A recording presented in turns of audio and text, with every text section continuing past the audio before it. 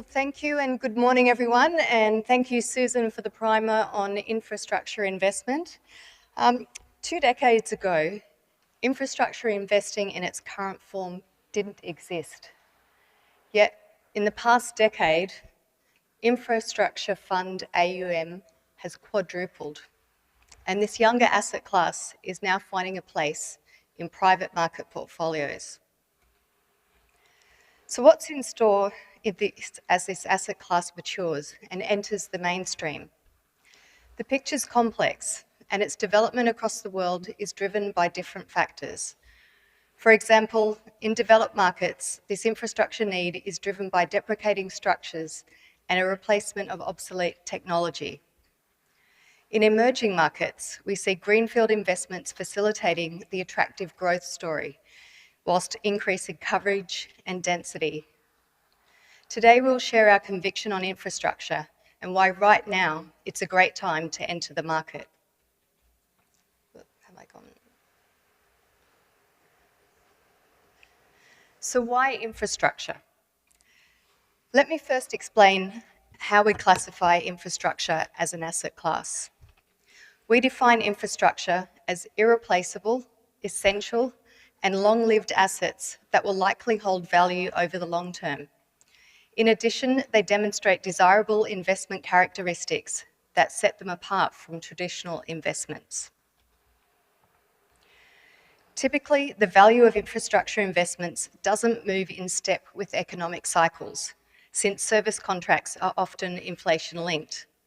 Such inflation protection may be further built in through regulations, and the assets may be able to pass through inflation costs. Long-term off-take contracts with reliable entities such as local or national governments or major corporations typically provide for certainty of payments, offering clear visibility on future revenue streams. This can be enhanced further with risk management, cost discipline, and thoughtful capital structures. Finally, the capital intensity of most infrastructure projects and the necessity for deep expertise create high barriers to entry and favour incumbent specialist investors, providing structural enhancement and revenue stability. So why now? Megaforces, the big structural changes that affect investing now and far into the future, are colliding and creating fertile ground for attractive investment opportunities. I want to call out two of these megaforces. First, the rise in AI and digital, which we've been hearing about a lot this week, is necessitating the development of supporting infrastructure. Major hyperscale customers are driving generational data centre demand, which has been further boosted by the adoption of AI and super users like Wuchong. The rise in data centre demand drives an over $1 trillion infrastructure investment opportunity for data centres alone, not even factoring in additional investment around connected power and enabling infrastructure. Further, global data centre capacity is expected to more than triple from approximately 60 gigawatts today to approximately 220 gigawatts by 2030. And second, the low-carbon transition cuts across every sector and interfaces with the other megaforces. For example, a significant amount of the increased energy demand for the growth in AI will be satisfied by renewable energy. We expect the pace of transition investments to accelerate. Net zero goals are driving mandates, incentives, and long-term commitments, which will necessitate $6 trillion of global investment in the transition each year. This blend of macro trends has created a transformative period for essential infrastructure. And with these tailwinds, the global infrastructure outlook forecasts that the gap between infrastructure capital demand and expected capital supply will hit $25 trillion by 2040. How will this gap be filled? As countries around the world face mounting public debt, the ability of governments to directly fund infrastructure has become constrained. Interest payments on US federal debt in FY 2024 were more than $1.1 trillion, an increase of $250 billion from FY 2023. The need for private capital will be significant, which will translate to good opportunities for investors to capture and create value. So what's the opportunity? At GIP, we see 4 key themes that will define the future, and energy transition is at the centre. As mentioned in the opening address, renewables need to scale up with adequate supporting infrastructure to enable electrification and manage a decentralised grid. However, some sectors like heavy industry, transportation, building heat, and seasonal power generation are costly and difficult to electrify. Clean fuels such as biofuels and hydrogen and its derivatives will be critical pathways for decarbonising hard-to-abate sectors. In sustainable infrastructure, there are opportunities to build out the circular economy and improve energy efficiency. For example, clean data centres and port electrification, as well as repurpose existing infrastructure assets to help drive decarbonisation. And decarbonisation partnerships, which we've been hearing a lot about this morning. Under pressure from shareholders facing increased cost of capital and often with decarbonisation not a core competency, heavy industries are looking to set ambitious decarbonisation goals and are seeking enabling partners. But investment opportunities are not only limited to building new infrastructure. A big part of the solution lies in optimising existing infrastructure and improving the fundamentals of the business. Global Infrastructure Partners sees value as being driven across several functional areas, such as operational productivity, ESG, and digital innovation.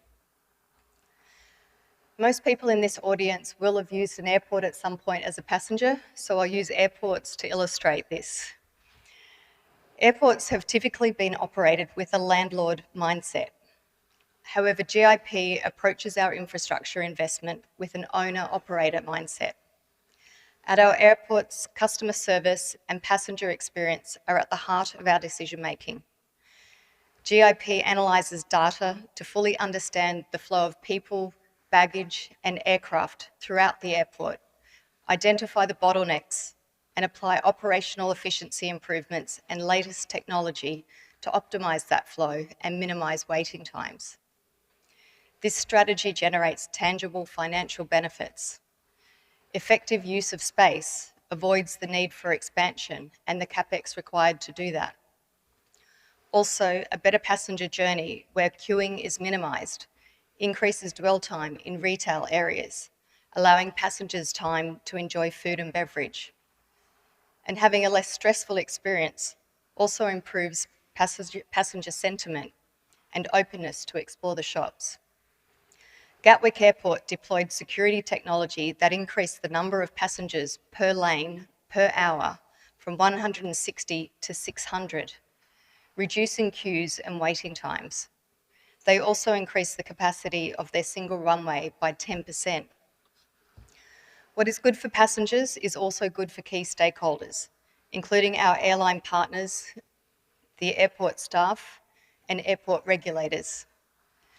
Sydney Airport is engaging with the Australian government who control the airspace, seeking to implement continuous climb and continuous descent, which would reduce fuel consumption by 60 to 70,000 tonnes at Sydney Airport by 2030, and also reduce noise compared to current conventional approaches, improving environmental and community outcomes.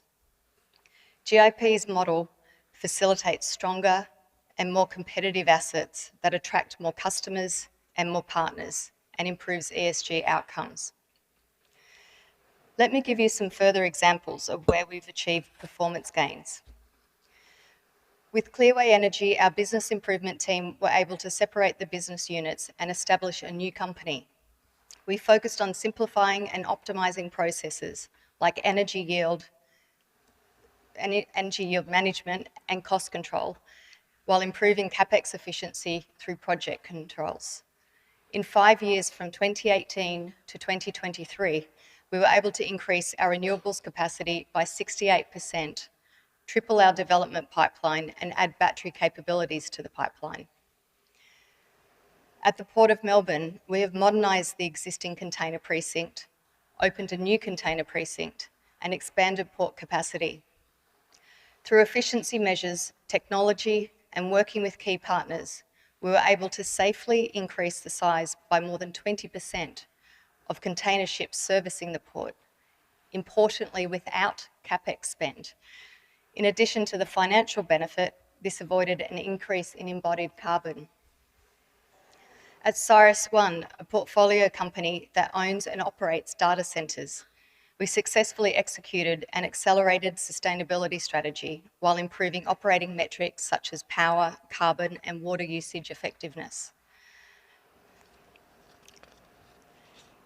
With our ability to leverage the expertise of the team, we've really been able to add value to our assets. And how can the investors tap into this opportunity?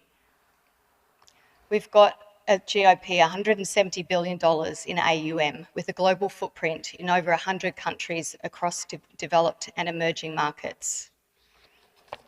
We specialise in operating and investing some of the largest, most complex assets across the energy, transport, digital infrastructure, and water and waste management sectors. Corporates are seeking enabling partners for their ambitious decarbonisation goals, and we've got many long-term partners who have sought us out. And our partnerships go beyond providing capital, bringing our innovative solutions, deep industry expertise, and valued partnerships. We deliver results to investors throughout the whole period of our investment, from the first moment we consider the investment through to our eventual exit. We always maintain our long-term perspective and keep our eventual exit in mind. One of GIP's key objectives is to embed lasting improvements in portfolio companies that endure beyond the ownership. We're confident that infrastructure financing is the next big opportunity, and we hope you now share the same view on its compelling investment proposition.